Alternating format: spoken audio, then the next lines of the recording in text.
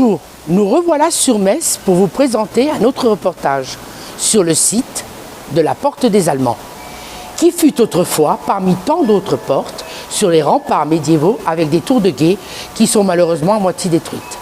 Je vous invite à nous regarder ce beau petit reportage photo et j'espère qu'il vous plaira. En tout cas, je vous dis bonne histoire. La Porte des Allemands est une porte de ville fortifiée de l'est de Metz. Elle sert de pont sur la Seille du XIIIe siècle au début du XXe siècle. L'édifice est aujourd'hui la plus importante vestige des remparts médiévaux messins et témoigne de l'évolution de l'architecture militaire de Metz au Moyen Âge.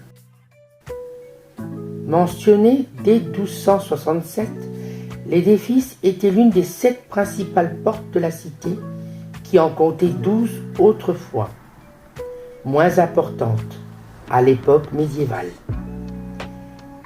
Elle est l'un des éléments majeurs de l'une des plus vastes enceintes médiévales du XIIIe siècle, affirmant la puissance et l'indépendance de la cité qui venait d'obtenir le statut de la ville libre d'empire. La tour nord-est est d'ailleurs dotée d'un remarquable escalier à double hélice typique de la Renaissance datant au plus tôt du XVe siècle, faisant un clin d'œil à Leonardo de Vinci. Les dernières modifications importantes interviennent entre 1526 et 1531, avec la construction d'une imposante fausse braie au nord de la Porte des Allemands, flanquée d'une caponnière décorée d'un bas-relief, construite par Philippe d'Esch. Après le siège de Metz en 1552, la totalité de l'édifice sera consolidée, comme les autres ponts de la ville, notamment le pont des Grilles, le pont de la Porte des Allemands, étaient munis de herses pouvant barrer la rivière. Sa construction est entreprise vers 1230, avec l'édification d'une première porte orientée vers la ville et formée de 2 tours rondes relativement étroites, primitivement réunies par une arcade aux ogives dont il ne reste que les amorces. Une édification contemporaine du renforcement de l'ensemble de remparts messins a lieu. Il atteigne à cette époque une longueur de 7 km. À la fois porte et pont fortifié, l'édifice enjambe la Seille au niveau du pont Henri de Rocanval, qui relie aujourd'hui la voie rapide est au boulevard André Maginot et boulevard de Trèves. Ce dernier ayant remplacé les remparts au début du XXe siècle, la porte fortifiée dominant la ligne d'enceinte orientale sur près de 1200 mètres, depuis la porte Mazel jusqu'à la porte Sainte-Barbe. La Porte des Allemands fait partie des remparts médiévaux de Metz, véritable forteresse dotée de tours, de créneaux, de machicoulis. La Porte des Allemands doit son nom aux chevaliers de l'ordre teutonique, ou frères hospitaliers de Notre-Dame des Allemands, installés à cette époque dans une rue voisine. Leur hospice fut détruit par François de Guise lors du siège de Metz de 1552, est élevé vers 1445 pour défendre l'entrée du pont, comme l'atteste une inscription gothique mutilée sur la tour de droite en sortant.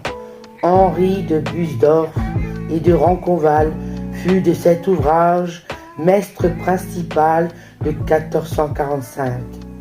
Ces derniers sont l'œuvre de Henri de Busdorf.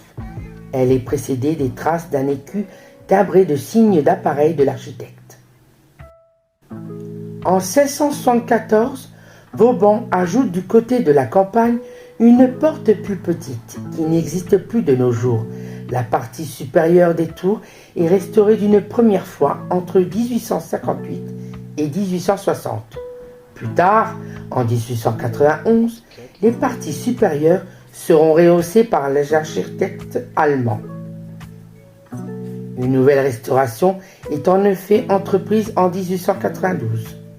La petite tourelle accolée sur l'une des 2 tours du XIIIe siècle et les créneaux du côté de la ville datent de cette restauration.